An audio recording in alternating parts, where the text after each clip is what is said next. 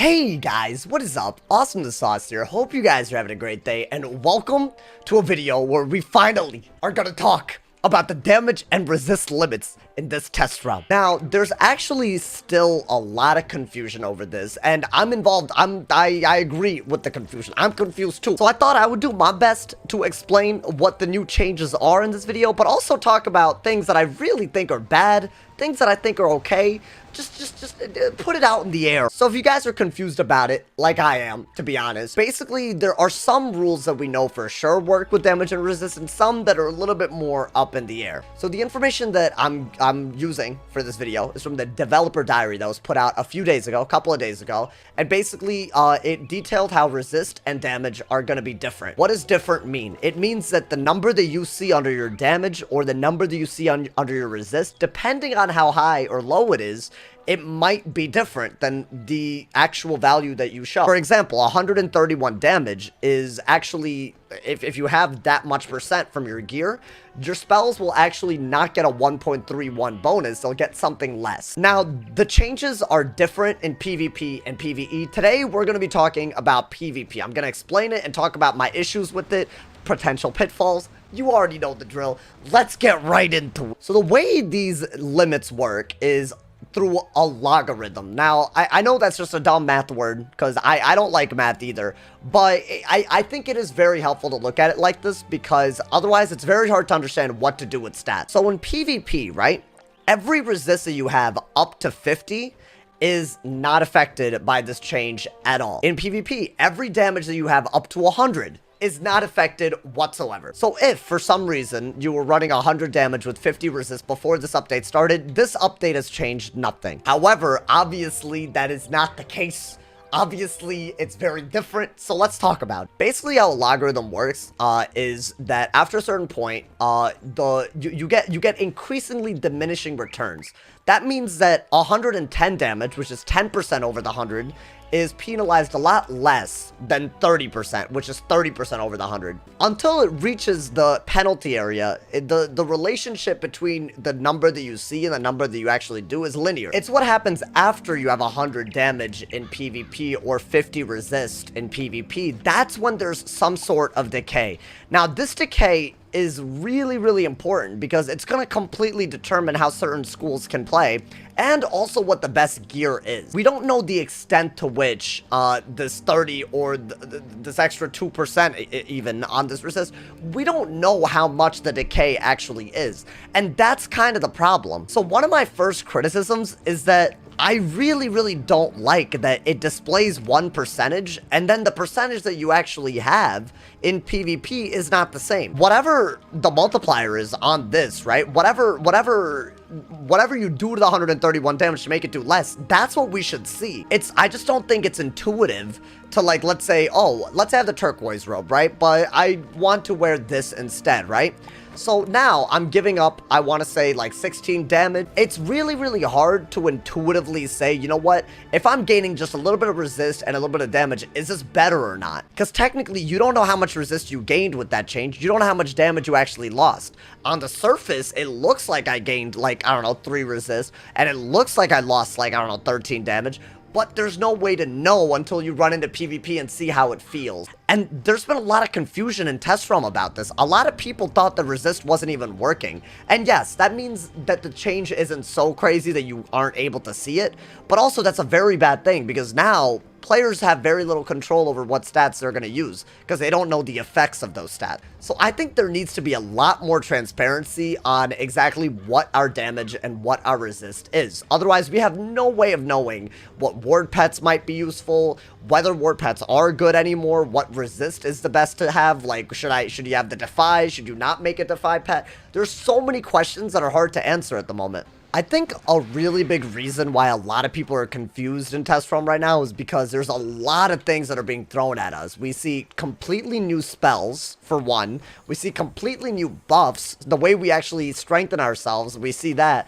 And finally, we see stats that don't work the way they used to. And I think the only way to make the system feel like something we can understand is to rework the way it's presented to us.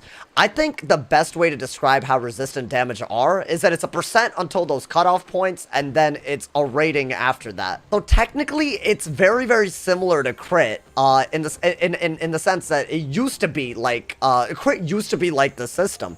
Before, how crit used to be, right? You would get a certain rating, and then based on your level, the percentage would change, right? But now, what they're doing is that there's basically essentially a rating after 50% and a rating after 100, but it changes based on how much more you gain. So it's very similar, so I do think that there is a potential. Maybe they could add, like, on all the gear, a rating stat, so that you could actually see, you could actually see how much your rating overall corresponds to how much resist. And if your rating is like, let's say you have 50 resist rating, then it should just display as 50%, right? So it could be like resist, but it could have a different symbol, so at least it feels a little bit more intuitive. All I know is that no matter what system that they choose to use for this, the percent that we see on this, on this page, it should be what we actually see in PvP, right? Like, it should be what we experience. I really don't like this idea where right now, the only way to know how good your resist is or how good your damage is, it's by experimenting blindly.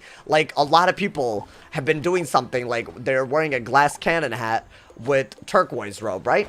And basically that increases your damage a lot and it decreases your resist to 50. Basically the idea behind the setup is that you don't really take any hits to 50. You can rely on that 50 resist, and whatever the damage cutoff is, you're just getting a little bit more damage anyways. But right now, there is absolutely no way beyond just experimenting to tell whether this is better or if 100 damage with very high resist is better. We have no way of knowing whether resist decay or damage decay is more aggressive. Some people have experimented with it. Some numbers that I've seen thrown around, but it's very hard to prove it at the moment, is that, like, from my experiences, I believe that 137 damage on my storm related to almost 120% damage when I one-hitted a minion. So we were able to see that about half of your damage over 100 at that place anyways is lost, you know. So I would assume, for example, that right now with my 131 damage, I have effectively 115 more or less, but it's very hard to know. I've also heard that when it comes to resist, 70 resist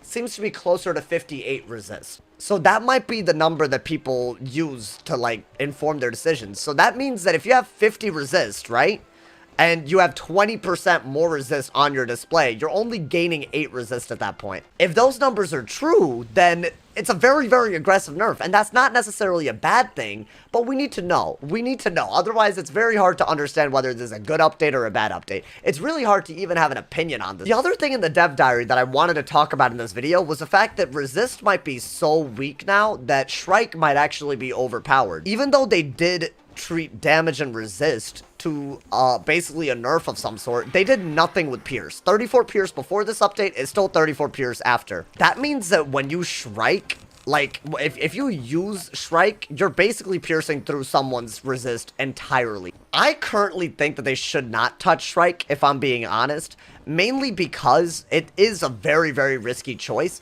What I do think they should do, though, I think they should nerf it. I do think that if that's such a problem, they shouldn't add the 10% extra damage. That's never made any sense to me. They shouldn't add the pierce that you get as you do more hits. That also doesn't really make sense. Currently, SHRIKE can literally make you tie the game if your opponent wants to, if you play it kind of weirdly. And also, with Dispel, double shields, weaknesses being 100%, we see SHRIKE being much less effective. So the part of the dev diary about removing SHRIKE from PvP, I'm not sure that that's a good idea, because I don't think we've seen the meta optimize yet, and I really do believe that more and more people will be using SHRIKE less. You know, I don't think SHRIKE will be a big deal if resist is as low as we think it is. What I will say is that this update is extremely, extremely more controlled in terms of the meta. And that's something that I think, as much as I don't like the transparency in terms of exactly what the values that we have are, I also don't really like this idea of SHRIKE. I'm uncomfortable with those ideas.